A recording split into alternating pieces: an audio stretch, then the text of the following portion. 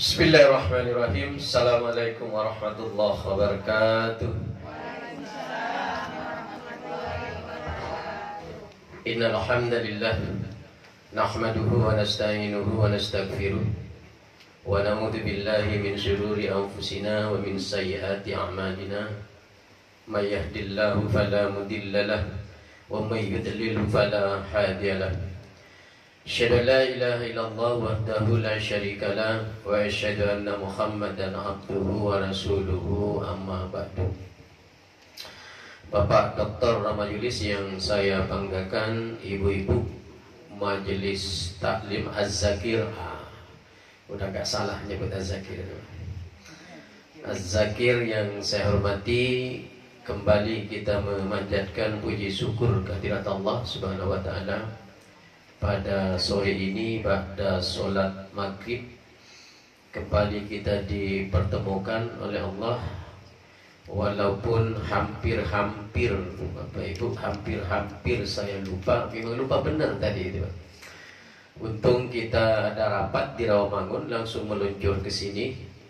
Saya kira bukan giliran saya, kira saya minggu depan begitu. Masya Allah, harus diingatkan ini karena diingatkan nanti Pak Dr.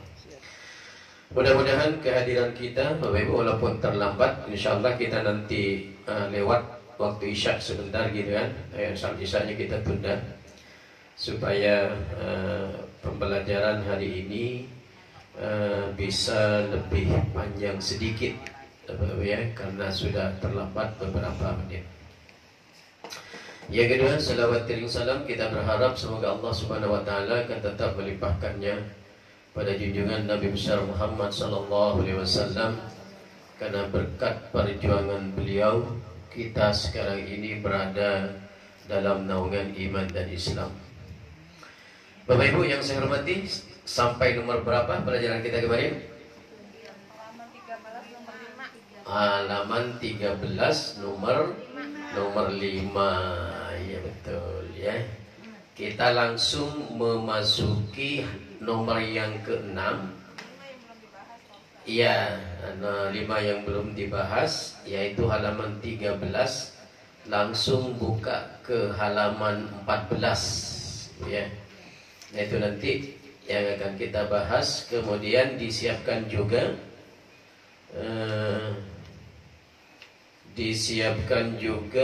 halaman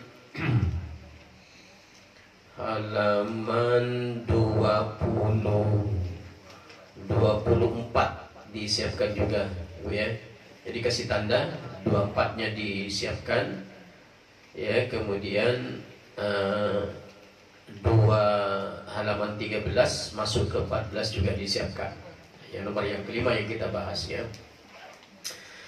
Oke Bapak Ibu yang saya hormati, masih judul besarnya itu adalah Al-Imanu Billahi Azza wa Jalla, beriman kepada Allah Azza wa Jalla ya. Nah, bahasan kita adalah yang kelima ini ya.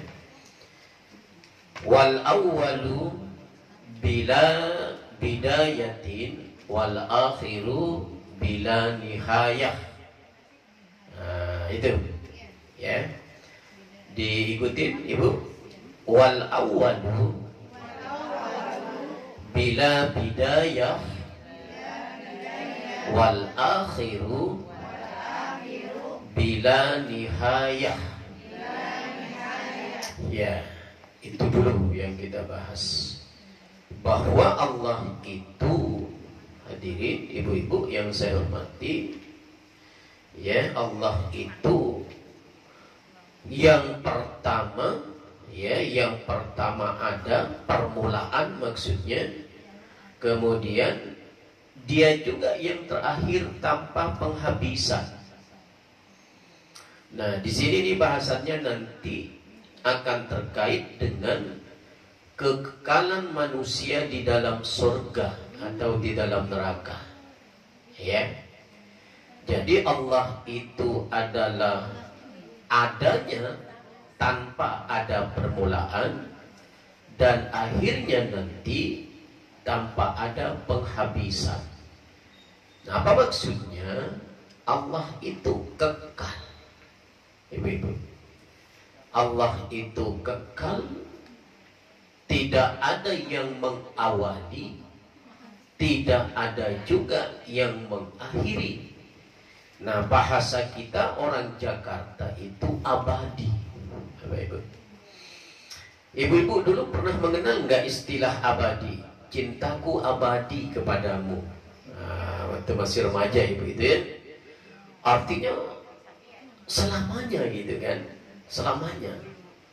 Nah, tapi yang dimaksud dengan abadinya Allah itu berbeda dengan abadinya manusia, abadinya makhluk. Ya, kalau abadinya manusia pasti ada akhirnya. Ya kan ibu ya, pasti ada akhirnya. Tapi kalau abadinya Allah itu tidak ada akhirnya. Permulaan manusia pasti ada yang mengawali, tapi permulaan Allah tidak ada yang mengawali. Nah, ini yang dimaksud dengan kalimat wal awwalu bila bidayatin wal akhiru bila nihayah. Nah, itu maksudnya ibu ya. Jadi kehadiran Allah, ya, kehadiran Allah sebelum dunia ini diciptakan oleh Allah, Allah itu sudah ada. Siapa yang mengawali? Tidak ada. Tidak ada satu makhluk pun yang mengawali kehadiran Allah. Karena itulah Allah itu disebut dengan wal awalu, yang paling pertama ada. Gitu. Siapa yang menciptakan? Zatnya Allah itu sendiri tidak diciptakan. Makhluknya kemudian diciptakan. Gunung diciptakan, manusia diciptakan, rumah diciptakan, laut diciptakan. Kalau yang menciptakan manusia siapa itu? Allah. Kalau yang menciptakan rumah siapa itu? Arsitek manusia. Jadi siapa yang menciptakan gunung? Allah. Yang menciptakan lautan siapa? Yang menciptakan langit siapa? Allah. Sebelum ada semua makhluk-makhluk itu, Allah sudah berdiri tegar. Nah, bisa dibayangkan ibu, Allah itu sebelum dunia ini sudah ada, sebelum laut sudah ada, sebelum gunung ada, Allah sudah ada. Nah, ini maksudnya qiyamuhu binafsihi namanya. Allah itu berdiri dengan sendirinya. Tidak ada yang menciptakan Allah. Tidak ada. Tidak ada Allah itu beranak. Tidak ada. Tidak ada Allah itu diperanakan. Tidak ada. Karena yang beranak dan diperanakkan itu adalah makhluk. Kalau zat Allah itu disebut Khalik, berarti tidak diperanakkan, tidak juga dia beranak. Dia berdiri dengan sendirinya, adanya tanpa ada yang mengadakan. Ada sendiri Allah itu. Nah, berbeda dengan kita. Kalau kita umpamanya ibu, tidak ada kedua orang tua kita tidak mungkin lahir ke dunia. Artinya kita diciptakan, diadakan oleh yang ada sebelumnya. Walaupun Allah yang memberikan perintah. Begitu. Jadi kalau ada orang bertanya atau orang berkeyakinan Allah itu, adanya Allah itu ada yang mengawali, itu bohong ibu. Nanti akhirnya Allah itu ada yang mengakhiri, itu bohong. Tidak mungkin. Berbeda dengan kita. Gitu ya. Ada enggak manusia yang lahir sendiri? Tanpa ada bapaknya, tanpa ada ibunya, walaupun itu izin Allah. Siti, bapaknya aja yang tidak ada. Itu karena kekuasaan Allah. Begitu kan? Selain itu, pasti ada yang menciptakan. Tidak ada yang tidak diciptakan.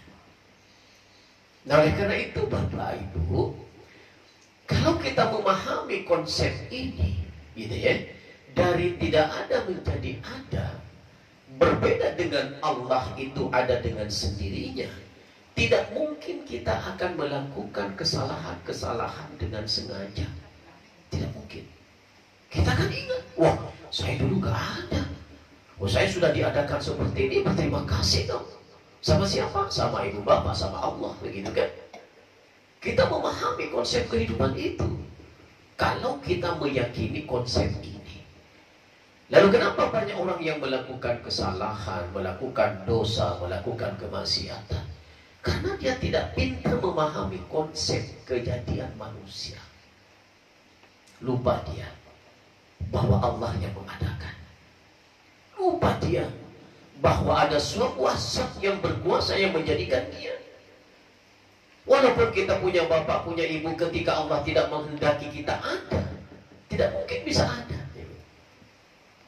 Ya kan?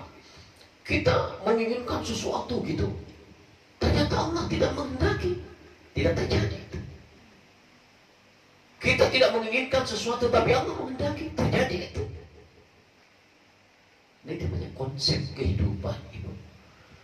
Berawal dari sinilah kita harus belajar secara tekun tentang konsep kehidupan manusia. Kalau kita ingin menjadi orang yang baik. Gitu, Ibu. Ya. Jadi adanya Allah itu tidak ada permulaan, dan akhirnya Allah itu juga tidak ada yang penghabisan.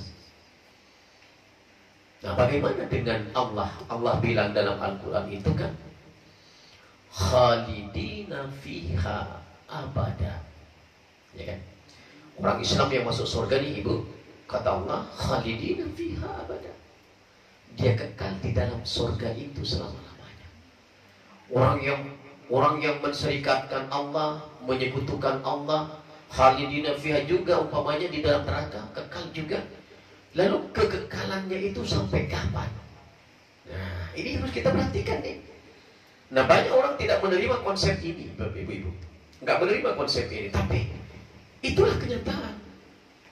Kekekalan manusia di dalam surga, kekekalan manusia di dalam neraka, tidak bisa disamakan dengan kekekalan Allah. Kenapa? Allah itu pencipta, kita ini manusia yang diciptakan. Allah itu Zat Khalik, kita ini adalah makhluk.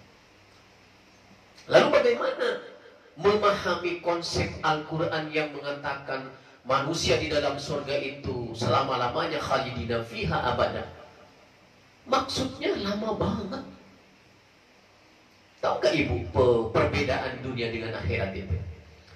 Satu hari di akhirat itu sama dengan 1000 tahun di dunia. Jadi kalau Allah menghendaki umpamanya kehidupan kita di akhirat nanti 100 tahun, itu berapa miliar tahun itu? Nah, ini dimaksud dengan khalidina fiha abada. Tidak boleh disamakan dengan kekekalan Allah. Oh, berarti manusia itu nanti kekalnya sama dengan kekekalan Allah. Oh, nggak bisa. Kenapa? Laisa kamislihi syai'un. Allah itu berbeda dengan makhluknya. Jadi kekekalan manusia, kekekalan makhluk akan berbeda dengan kekekalan Allah. Nah, konsep ini Bapak Ibu banyak orang yang tidak menerima nih. Kenapa kita capek-capek berbuat baik? Toh nanti di surga ada akhirnya. Begitu kan? Ada akhirnya itu maksudnya lama banget. Sehingga mengatakan Al-Quran khalidina fiha abada. Tapi lamanya, kekalnya tidak sama dengan kekekalan Allah. Ini harus kita perhatikan. Sebab kalau sama dengan kekekalan Allah, berarti kan manusia itu sama-sama kekal, berbeda. Nggak mungkin. Ya kan? Terserah kehendak Allah nanti. Berapa ratus tahun kita nanti di dalam surga itu, atau berapa ratus tahun kita di dalam neraka itu, orang masuk neraka ya. Kalau kita tidak mungkin ya. Saya yakin orang Islam itu masuk surga semua pada akhirnya itu. Dan memang seperti itu konsepnya, iya kan? Jadi nanti ketika Allah setelah kita di surga itu 100 tahun, ukuran akhirat itu ya, Ingat sekali lagi, satu hari di akhirat sama dengan 1000 tahun di dunia. Berarti kalau 100 tahun di akhirat itu berapa miliar tahun kita ukuran dunia. Nah, kita lebih ya. Jangan samakan. Oh, berarti ini sama di kekekalan Allah dengan manusia? Enggak, berbeda. Nah, begitu cara kita memahami kalimat khalidina fiha abada. Kekal di dalam surga itu selama-lamanya. Maksudnya lama banget ibu, tapi berbeda dengan kekekalan Allah. Ya. Kalau umpamanya Allah menghendaki nanti akan setelah kiamat umpamanya Allah ingin menciptakan manusia kehidupan baru, itu urusan Allah. Ya kan? Yakin gak kita bahwa sebelum kehidupan kita ini Adam itu belum ada makhluk sebelumnya? Kita bisa iya bisa tidak, karena itu urusan Allah.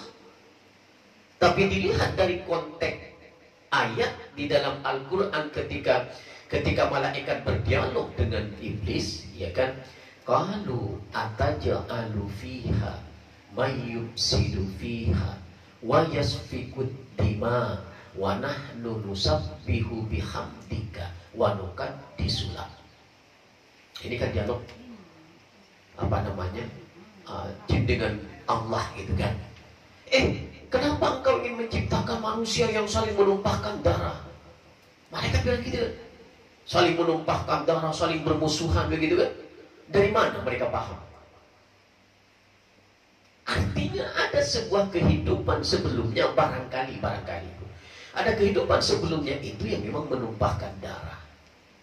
Atau tafsirnya adalah malaikat mengetahui, Allah mengetahui, ini a'lamu ma la ta'lamun, kata Allah, aku ini lebih tahu daripada Anda. Itu kalimat kunci itu oleh Allah. Kenapa engkau ya Allah ingin menciptakan manusia? Kalau ataj'alu fiha may yufsidu fiha wa yasfikud dima, yang saling menumpahkan darah, saling memfitnah, saling bermusuhan. Apa bilang Allah? Inni a'lamu ma la ta'lamun. Aku ini Tuhan Anda. Aku tahu yang akan terjadi. Dari pemahaman inilah kemudian ada orang-orang yang menafsirkan bahwa sebelum Adam itu ada kehidupan sebelumnya. Wallahu a'lam bissawab itu ya. Kalau kita sebagai seorang muslim tetap mengakui Adam itu adalah manusia yang pertama. Yang pertama itu harus kita yakini. Ya kan? Nabi-nabi setelah Nabi Muhammad ini tidak ada lagi nabi. Kita meyakini seperti itu. Itulah konsep keimanan. Nah, gitu loh. Ya. Jadi kembali kepada nomor 6 ini adalah bahwa keberadaan Allah itu tidak ada yang mengawali, penghabisan Allah tidak ada yang mengakhiri. Maksudnya tidak ada makhluk yang sama dengan Allah akhirnya nanti. Tidak ada makhluk yang sama dengan Allah keberadaannya dulu begitu. Allah itu paling pertama ada, kemudian paling akhir ada. Kalau kita sebelum Allah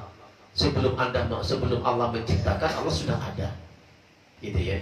Jadi kita ini mengikuti kemudian, gitu.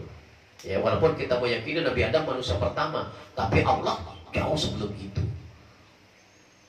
Nah, lihat kembali halaman 24, Ibu ya.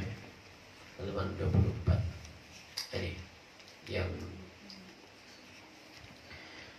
nomor 6 ini, ya kan?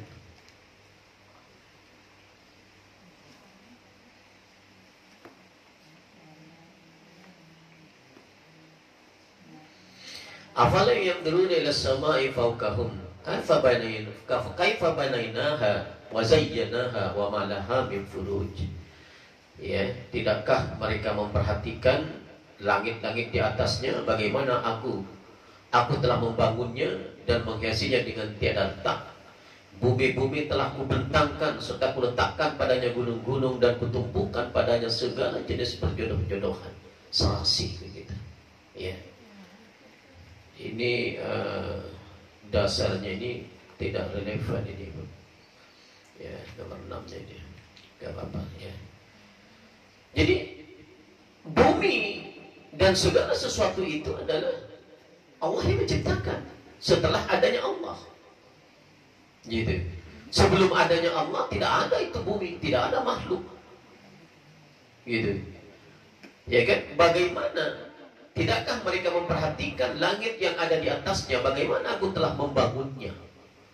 Artinya yang menciptakan langit itu Allah.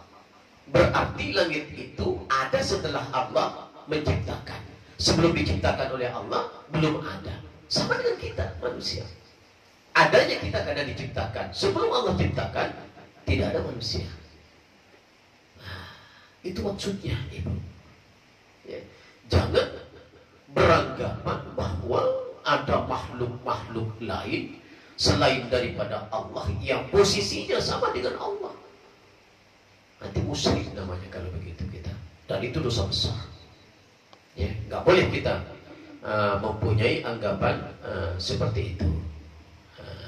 Gitu. Kembali kepada halaman 14, Ibu. Ya. Wala yusbihuhu syai'un minal kainat. Ya kan? Kita sebentar istirahat dulu. Oke, kita lanjutkan, Ibu. Jadi berikutnya adalah wala yusbihuhu syai'un minal kainat. Ya. Diikuti, Ibu. Wala yusbihuhu syai'un minal kainat. Iya. Jadi Allah itu tidak ada satu makhluk pun yang bisa menyamai Allah. Perhatikan itu, Ibu. Jadi walaupun umpamanya di dalam Al-Quran Allah bilang yadullahu fauqa aidihim, ya, bahwa tangan Allah itu adalah di atas tangan mereka, gitu, Bu. Tangan manusia maksudnya. Jangan katakan bahwa Allah itu sama tangannya dengan manusia, nggak bisa. Makanya dikatakan di sini wala yusbihuhu syai'um minal kainati. Tidak ada sesuatu pun yang menyamainya, yang menyerupai Allah. Ya kan? Walaupun secara dhamir namanya Allah itu bersimbol laki-laki.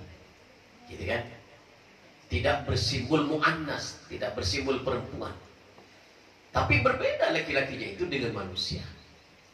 Walaupun Allah itu punya tangan, yadullahu fauqa aidihim. Tangan Allah di atas tangan mereka. Tangan Allah berbeda dengan tangan manusia. Kalau sama, berarti ada yang menyerupai. Allah itu tidak ada yang menyerupai. Gitu. Lalu bagaimana kita memahaminya? Oleh ahli tafsir kemudian diartikan tangan Allah itu dimaksudkan adalah kekuasaan Allah di atas kekuasaan manusia. Kita susah tuh, Ibu. Masa sih dia punya tangan? Allah juga punya, mohon maaf, punya penglihatan. Allah juga punya jasad yang umpamanya gitu, ya. Kita susah logika kita untuk tidak menyamakan dengan kita. Kenapa? Karena kita makhluk. Jadi semuanya Allah itu berbeda dengan manusia. Wala yusbihuhu. Enggak boleh ada yang sama. Sebab kalau ada yang sama dengan Allah, berarti makhluk itu yang diciptakan oleh Allah itu menyerupai Allah. Ini nggak boleh. Makanya ini sebenarnya konsep dalam, Ibu, dalam memahami. Ibu sebenarnya harus ini yang dipelajari dari awal dulu, gitu. Karena ini adalah masalah keimanan. Terkadang otak kita tidak mempercayai, gitu kan. Tapi kita sebagai seorang Muslim, sami'na wa ta'na, itu harus. Iya kan? Jadi walaupun dikatakan Allah itu punya tangan, Allah itu punya panca indera, punya apalah, tapi berbeda dengan makhluk, dengan manusia. Seperti apa bentuknya, itu urusan Allah. Nggak boleh kita mengejar ke sana. Bagaimana Allah itu? Kemudian sebelum diciptakan dunia ini, apa tugas Allah itu? Nanti kalau sudah kiamat, apa yang dikerjakan Allah itu? Nggak boleh kita ngomong seperti itu. Karena itu adalah hak prerogatif Allah. Keharusan kita adalah sami'na wa ata'na. Nah, itu. Gitu, ya. Jadi jangan pernah kita menyamakan Allah dengan makhluk. Allah paling nggak suka tuh ibu. Paling nggak suka Allah itu kalau disamakan dengan makhluk. Ya wajarlah, orang dia adalah yang menciptakan, begitu kan? Ya kan? Bahkan termasuk dosa besar ketika kita memberikan persamaan dengan Allah. Musyrik kita. Oh, ini ada kekuatan sama dengan Allah. Oh, ini Allah sama dengan ini. Oh, nggak bisa. Musyrik kita seperti itu. Ya kan? Kita melakukan perbuatan syirik. Orangnya disebut dengan musyrik. Gitu. Ya. Jadi berbeda. Termasuk tadi akhirnya Allah itu berbeda dengan akhirnya manusia. Kekekalan Allah itu berbeda dengan kekekalan manusia. Harus begitu. Kalau disamakan berarti ada yang menyerupai Allah, dan itu bukan sifat Allah. Tapi ini susah ibu, susah kita terima di otak kita pemahaman seperti ini. Kalau bukan kita orang yang beriman. Kalau orang nggak beriman, gimana?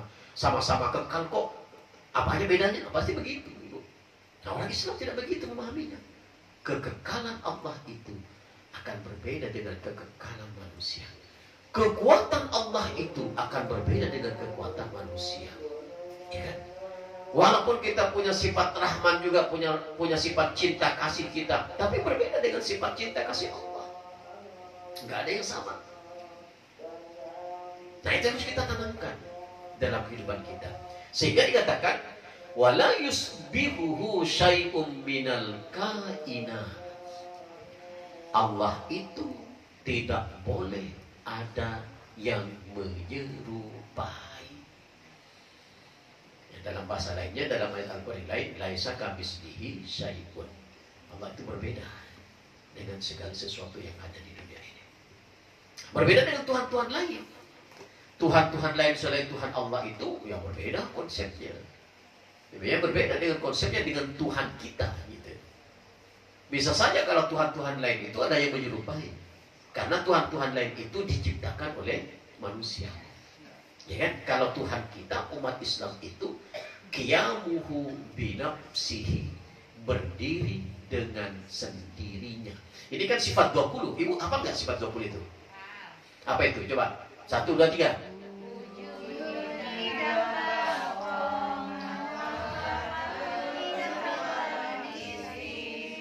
Qiyamuhu binafsihi wahdaniyat qudrat iradah ilmu hayat sama basar qadiran aliman hayyan basyiran.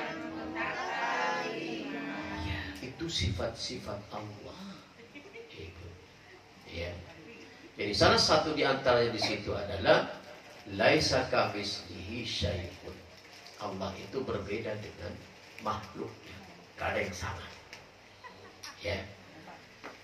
Nah, berikutnya lanjutnya itu al-ahadu fil uhiyatihi wa sifatihi wa af'alihi. Kembali ikuti. Al-ahadu fil uhiyatihi wa sifatihi wa af'alihi. Ya, jadi Allah itu esa tentang ketuhanannya, sifat-sifatnya dan perbuatannya. Itu Allah. Esa sifatnya, esa ketuhanannya, esa perbuatannya.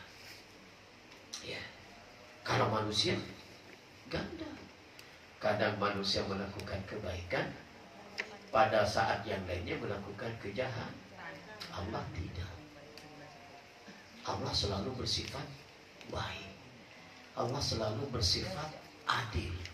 Allah selalu bersifat kasih sayang. Allah selalu bersifat menghargai. Itu Allah. Jadi esa sifatnya itu. Manusia tidak. Kadang Allah baik dengan orang, kadang juga tidak. Jangankan dengan orang lain, dengan keluarga kita aja terkadang begitu. Kenapa? Itu sifat manusia biasa itu. Ya kan? Nggak ada tuh orang yang selamanya dia diciptakan oleh Allah, dilahirkan dunia sampai mati lagi, dia berada dalam kondisi baik seluruh gitu. Nggak ada Bapak Ibu. Kecuali Nabi. Kalau Nabi, ya kenapa? Karena Nabi dijaga oleh malaikat. Ana basyarum mislukum bal yuha ilayya. Aku ini manusia seperti Anda, kata Nabi. Tapi aku dipimpin oleh wahyu. Ya. Jadi Allah tidak pernah benci, tidak pernah zalim dengan manusia. Nggak pernah, Ibu. Lalu kenapa Allah memberikan cobaan, Pak Ustaz? Itu cara Allah untuk menguji keimanan kita. Pak Ustaz, kok saya bertubi-tubi ini mendapat penderitaan? Jangan-jangan Allah marah dengan saya? Tidak. Allah itu nggak pernah marah dengan kita. Lalu apa yang diinginkan oleh Allah dengan berbagai ujian cobaan itu? Ingin menguji kita. Konsisten nggak Anda dengan keimanan itu? Atau begitu Anda dikasih ujian sedikit, lalu dia menjadi tidak beriman begitu? Ini yang diuji oleh Allah. Jadi Allah itu nggak pernah bersifat zalim pada kita. Ibu ya, nggak pernah Allah itu zalim dengan kita, nggak pernah Allah itu marah dengan kita, nggak pernah Allah itu ingin mencelakakan kita, nggak pernah. Selalu Allah itu ingin berbuat yang terbaik kepada manusia. Nah, Ibu coba lihat dalam surat Al-Qasas ayat 77. Coba Ibu bawa Al-Quran, Ibu. Ada enggak? Surat Al-Qasas ayat 77 kalau nggak salah saya. Surat ke-17 apa 18 itu, Ibu? Al-Qasas. Surat Al-Qasas ayat 77.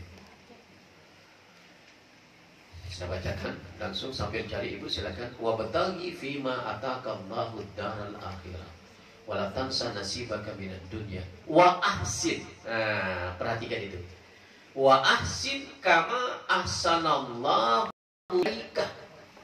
Berbuat baiklah kamu manusia sebagaimana Allah berbuat baik kepadamu. Jadi Allah itu nggak pernah zalim, nggak pernah marah, nggak pernah sengaja Allah mencelakakan kita. Ya, Al-Qasas ayat 77. Ya. Selalu berbuat baik. Wa ahsin kama ahsanallahu ilaika. Berbuat baik Anda wahai manusia kepada orang lain sebagaimana aku berbuat baik kepadamu, kata Allah. Coba.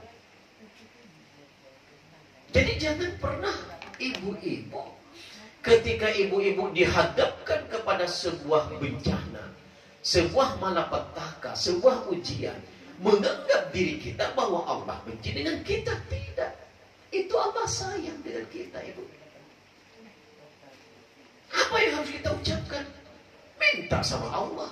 Ya Allah, terima kasih ya Allah, Engkau telah memberiku ujian, telah memberiku kekurangan, memberiku cobaan. Mohon kuatkan hati hamba ya Allah untuk menjalani apa yang Engkau berikan kepada. Itu orang Islam yang baik. Jangan bilang, wah, saya sudah sholat, saya sudah zakat, saya sudah naik haji, kok saya masih diberikan cobaan. Sudahlah, saya melupakan Allah. Salah ini. Berarti kita gak berhasil, Ibu. Ya, saya berharap kalau sudah selesai ini kajian iman kepada Allah ini, ketauhidan Ibu, keimanan Ibu akan bertambah. Gitu. Kalau toh suatu saat Allah kemudian memberikan teguran pada kita, jangan katakan Allah itu marah dengan kita. Kita sambut teguran itu dengan senang hati. Terima kasih ya Allah, Engkau telah menegur hamba. Tolong ya Allah, kuatkan hati hamba dalam menerima ujian yang Engkau berikan pada hamba. Jangan mumpat-mumpat sama Allah, ya kan? Jangan caci maki Allah. Jangan gak suka dengan Allah, putus asa. Jangan. Ya. Semakin banyak cobaan yang diberikan oleh Allah kepada kita, artinya Ibu, Allah semakin besar kasih sayangnya pada kita. Gitu. Ya kan? Jangan anggap Allah itu benci. ujian yang diberikan oleh Allah. Yang harus kita pahami adalah Allah tidak mungkin memberikan cobaan di luar kemampuan kita. Nggak mungkin itu. La yukallifullahu nafsan illa wus'aha laha ma kasabat. Itu Ibu. Jadi ketika Ibu diberikan sebuah bencana, sebuah malapetaka, jangan anggap Allah itu tidak suka dengan kita. Terima dengan baik. Terima kasih sama Allah.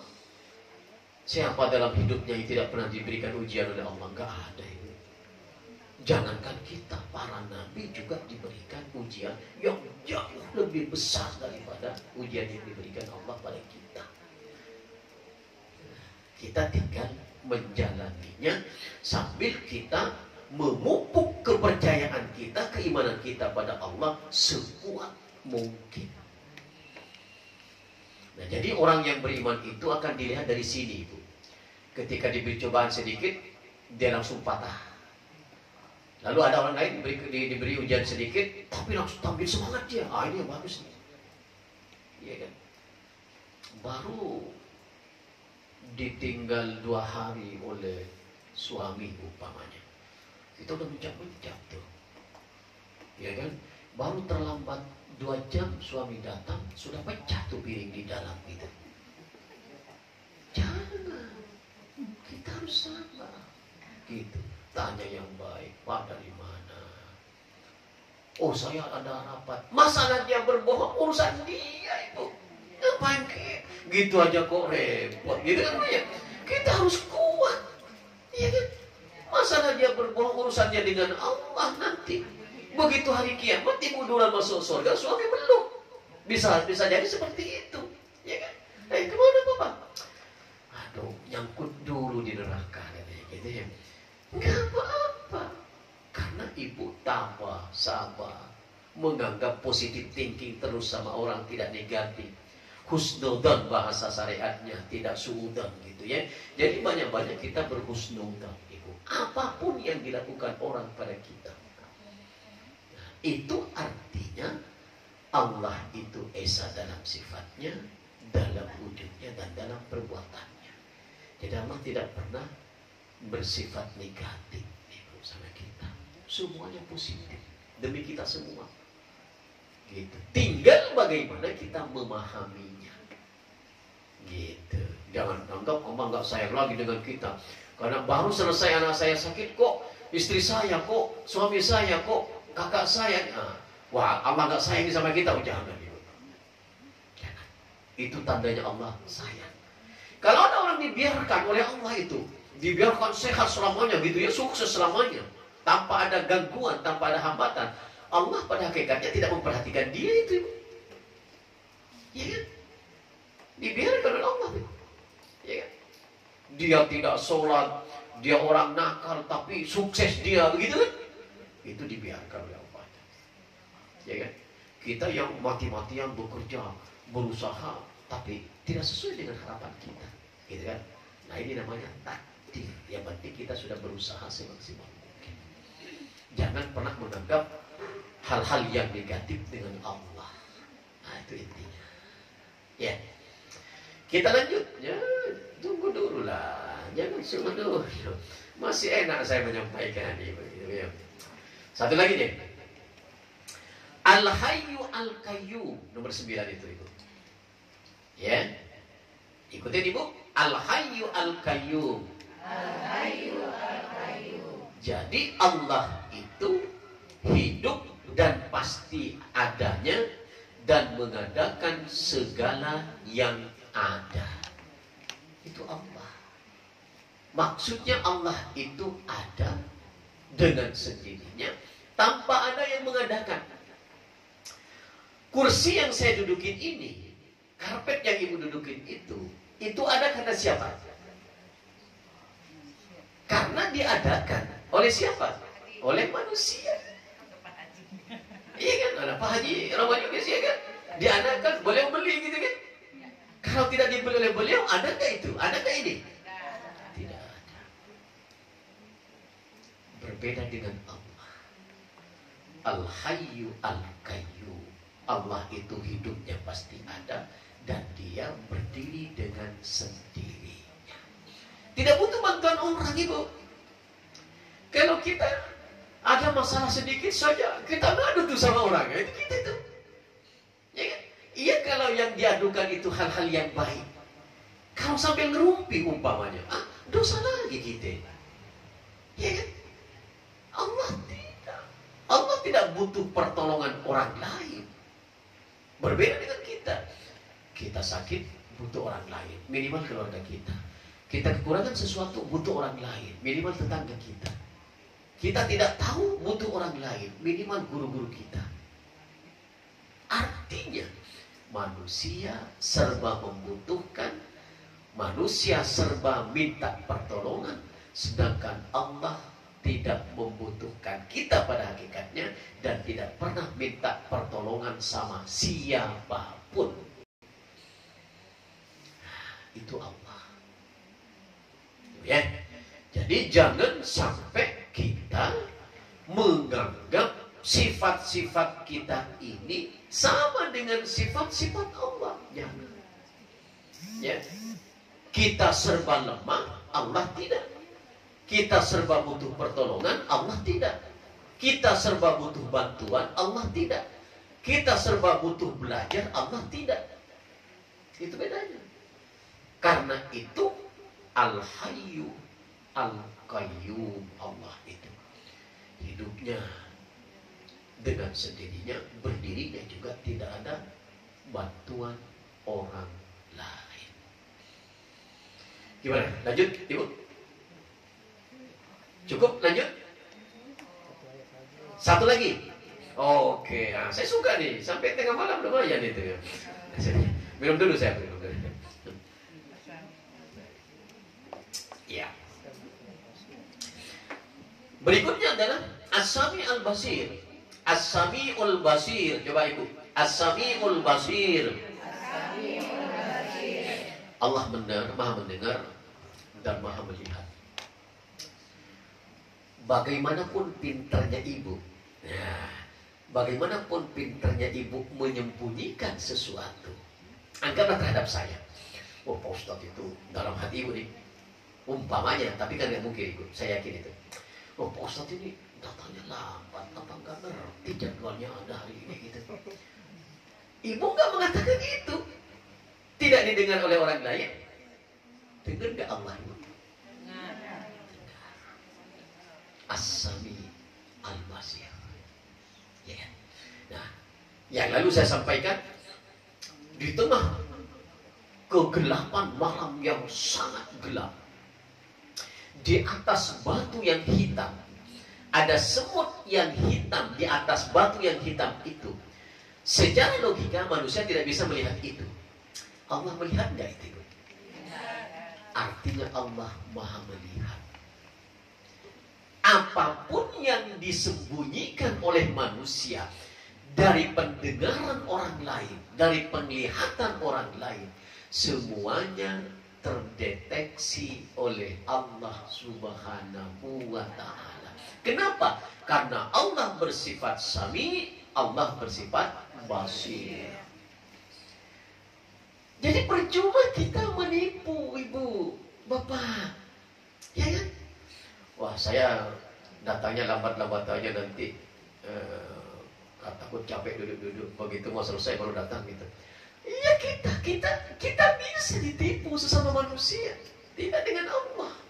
Oh, itu si marhamah tuh baru datang tuh, padahal dia sengaja memperlambat diri. Tahu Allah itu. Ya. Oh, pura-pura budek, maunya kita berbisik dengan orang lain, walaupun berbisik itu dilarang dalam agama ibu ya. Ketika ada orang banyak, lalu ibu berbisik berdua aja, itu nggak boleh. Hati-hati tuh ibu. Kecuali yang lainnya mengikuti, itu boleh. Pokoknya ada 6 orang nih pamannya, lalu ibu berbisik berdua, itu nggak boleh. Karena orang yang berada di sampingnya itu, kata Nabi dalam hadisnya, akan merasa seolah-olah dia yang dibisikin. Jadi jangan pernah bisik-bisik ibu dalam sebuah majelis. Kalau mau disampaikan saja. supaya semuanya dengar, walaupun tujuannya kepada orang itu sendiri gitu kan. Tapi berbisiknya itu di dalam sebuah majelis perkumpulan orang dilarang oleh Nabi. Ibu berbisik tuh, yang di dekatnya nggak dengar karena berbisik sebelah kiri, yang kanan nggak dengar, apalagi saya, gitu kan. Tapi jangan pernah ibu menganggap Allah tidak mendengar bisikan kita. Ya.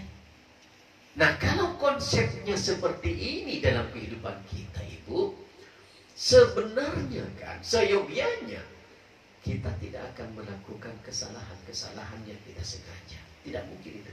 Oh ya, saya melakukan mau berbuat dosa, aduh Allah lihat ya. Enggak jadi tuh. Oh, saya ingin mengumpat si A, begitu mau diumpatkan, ingat Allah, oh enggak, Allah melihat saya kok. Al-Basir, As-Sami. Di tengah gunung, di tengah hutan yang rimba, ibu berbicara berdua dengan orang.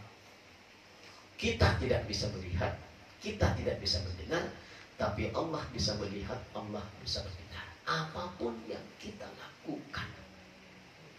Nah, itu hati-hati itu ya, kalau begitu. Ya kan? Tidak ada sesuatu yang tidak dilihat oleh Allah. Di sebelah tembok ini, ibu ngobrol, saya nggak bisa dengar. Udah. Ya kan? Apa yang dilakukan ibu di sebelah tembok ini, saya nggak bisa tahu di dalam ini. Tapi jangan pernah beranggapan Allah tidak tahu. Semuanya terdeteksi dengan rapi oleh Allah, karena Allah bersifat Sami, Allah bersifat Basir, Maha mendengar dan Maha melihat. Ibu-ibu yang saya hormati, saya kira ditandai, ibu dikasih tanda, ya. Baru sampai nomor 10, ibu ya. Jadi sudah hampir mau selesai nih. 2 kali pertemuan lagi udah selesai nih. Baru kita memasuki al-imanu bil malaikah nanti. Ya. Gini ibu, kalau Rabu depan kan tidak, Rabu depannya lagi gitu ya. Ya kan, saya kan ada di grup tuh. Ibu komen, Pak Ustadz, ini jadwalnya nih. Saya ini karena sibuk dengan macam-macam ibu ya. Ini aja, besok malam saya di perumahan Jati Asih. Di rumah juga ibu. Tadi udah WA saya, udah telepon bahkan. Gitu kan? Artinya saya diingetin jauh sebelumnya. Memang begitu bu. Saya suka lupa karena padatnya kegiatan yang saya hadapi. Begitu ya. Padahal tadi saya ngobrol dengan beliau. Ngobrol saling telepon gitu kan dari WA. Tapi sama sekali nggak ingat saya bahwa malam ini adalah jadwal kita ngaji. Demikian Bapak Ibu yang dapat saya sampaikan. Silahkan kalau ada pertanyaan sebelum kita tutup. Ada pertanyaan Bu. Silakan. Nanya konsep keimanan yang sebenarnya untuk diri kita Ustaz, dalam kehidupan kita sehari itu seperti apa Ustaz? Iya. Konsep keimanan.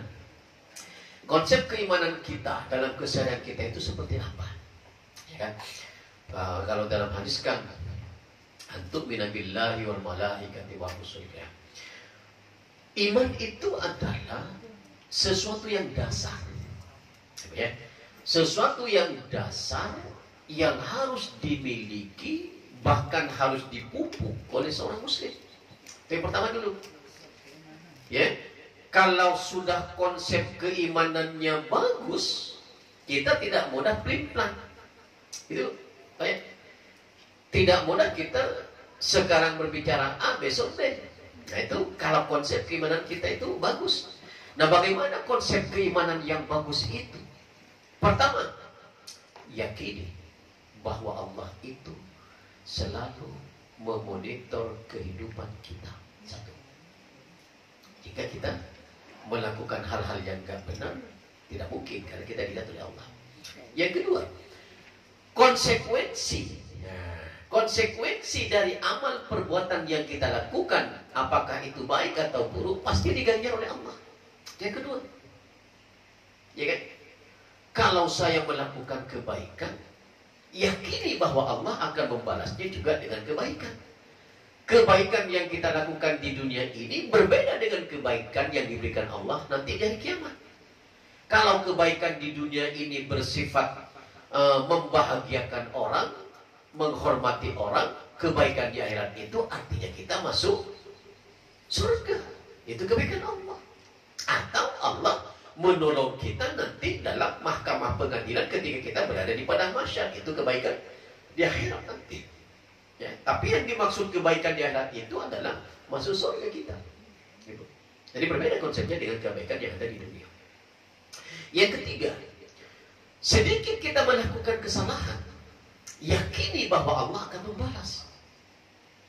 Sehingga kita tidak melakukan hal-hal yang jelek. Kita selalu beriman terus dengan baik. Oh ya, kalau saya nipu orang nih, pasti Allah nanti membalas. Oh, kalau saya dendam sama orang nih, oh pasti Allah nanti akan membalas. Oh, kalau saya nanti diam-diam saya mencelakakan orang lain ini, oh pasti Allah nanti membalas. Jadi yakini itu bahwa kejelekan, keburukan yang kita lakukan pasti dibalas oleh Allah Subhanahu wa Ta'ala. Yang keempat, berkaca dengan perilaku Rasulullah Sallallahu Alaihi Wasallam. Pernah gak Rasul melakukan hal yang gak baik? Tidak.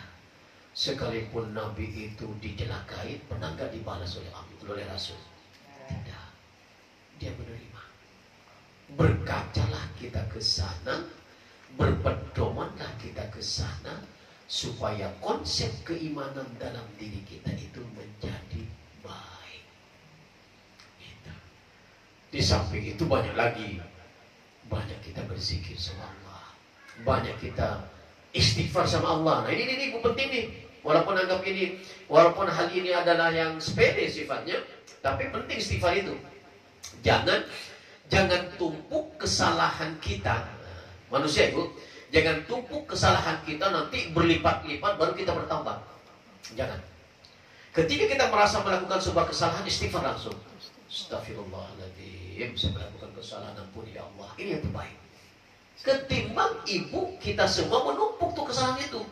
Sampai nanti seperti gunung. Susah nih nanti untuk menghilangkan. Kecuali taubat nasuhan namanya. Ya. Nah itu kita pahami itu. Begitu kita melakukan kesalahan, sekecil apapun kesalahan itu, istighfar kita sama Allah. Yang pertama. Yang kedua, kalau itu dilakukan kepada orang lain, minta maaf kita kepada orang lain itu. Jangan kita merasa gengsi. Wah, saya ini kan orang ini, mana masa saya mau minta maaf. Jangan itu. Konsep itu jangan dilakukan oleh kita. Ya kan?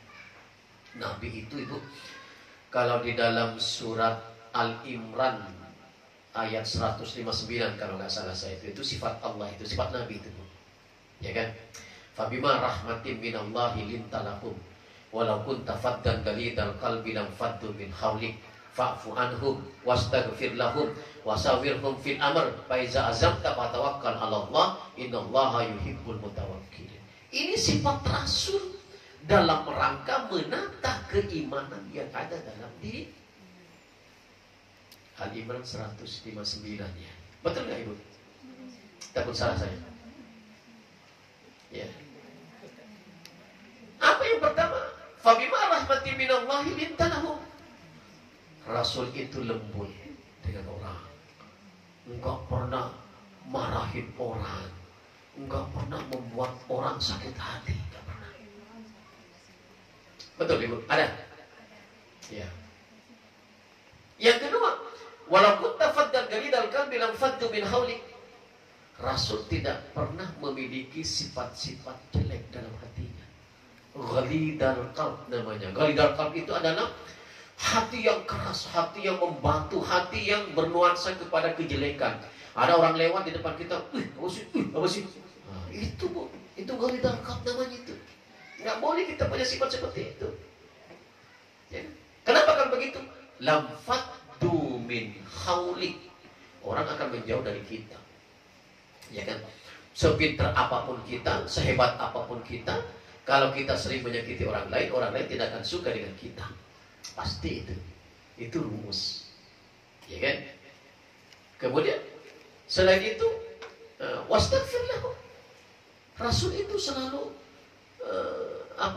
memintakan ampun sama orang, Pak, Ibu. Bukan hanya dirinya loh. Ya Allah ampuni dosa saya. Tidak itu, bukan hanya itu Nabi. Ya Allah ampuni dosa saya, Allah ampuni juga jamaah saya, Allah ampuni juga orang muslim. Itu Rasul. Ibu hebat kan? Kalau kita selalu konsentrasi dengan kebutuhan kita. Ya Allah berikan hamba rezeki yang halal yang banyak ya Allah. Lapangkan rezeki hamba ya Allah. Berikan kami petunjuk ya Allah. Jarang kita mendoakan orang lain. Ya, Rasul tidak.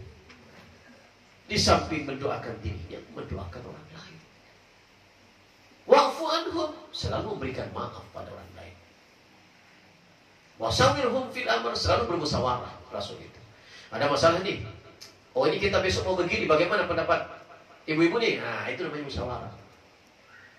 Baru faiza azamta fatawakkal 'alallah. Baru kita bertawakal. Setelah kita berusaha semaksimal mungkin, Rasul itu bertawakal. Innallaha yuhibbul mutawakkilin. Allah itu sangat suka dengan orang-orang yang bertawakal. Nah, jadi itu konsep keimanan dalam kehidupan kita. Ibu-ibu. Ada yang lain? Silakan. Cukup? Ibu, cukup Ibu? Ya karena kecapean dulu kayaknya Bu, ya nunggu saya tadi. Mohon maaf Ibu, saya mohon maaf. Saya benar-benar lupa. Untung saya rapat di sini di Romangun, Bu. Kalau dari rumah, oh nggak terkejar itu. Gitu. Ya. Demikian ibu-ibu, tolong dicatat. Kita baru sampai kepada nomor 10 Ibu ya. Berarti nomor 11 nanti wa huwa ala kulli syai'in qadir akan kita bahas pada 2 minggu yang akan datang. 2 hari sebelum hari Rabu. Oh iya, nah, Ibu sudah WA tuh di grup. Dan saya ada di situ, Pak Ustaz mengingatkan. Nah, tidak selamanya Pak Dokter ya, kasihan juga gitu. Beliau sibuk ya, ke sana kemari juga. Ibu-ibu juga. Pak Ustaz, jadwalnya ini besok. Enggak apa-apa, saya suka begitu. Ya. Demikian ibu-ibu yang saya hormati, mohon maaf sekali lagi kalau ada kekurangan dan keilapan.